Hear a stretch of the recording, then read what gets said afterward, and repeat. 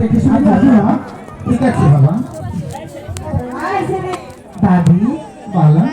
তুই কি করো সাউন্ড সিস্টেম ভাই খুবই প্রবলেম দিচ্ছে নাকি এই স্কুলে সেরা বসাতে লোটা পড়া করতে দাদি তুমি কি দেখেছো একটাবার আমাকে নিয়ে চিন্তা করো না বর্তমানে আমার বয়সটা চলছে কি তুমি কি জানো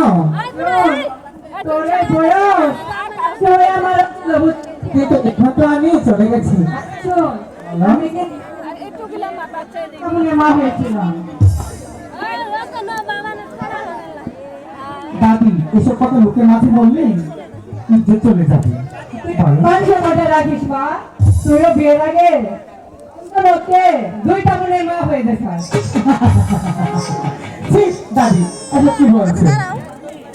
দাদি তোমাকে একটা কথা বলতে চাই বল আচ্ছা শোনো তুমি আবার বারণ করবে না তো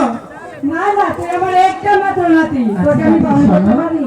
আমি শুনছি কমলা নাকি ঢাকা থেকে বাড়িতে এসেছে তাই বলছি আমি তাদের বাসায় একটু ঘুরতে যাবো তুমি কি বলো দাদি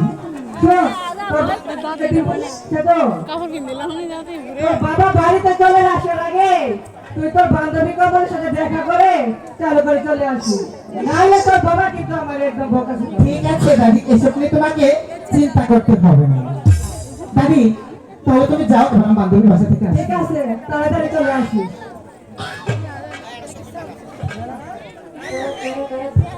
যাই মনে সে কিছু বান্ধবীর বাসা থেকে ঘুরে আসি অনেকদিন যাবো যায় না আর বাড়িটা একটু খালি পেয়েছি তাই যাবো এবার কমলার বাসা হলো হ্যালো ঘুরে যদি বনে রে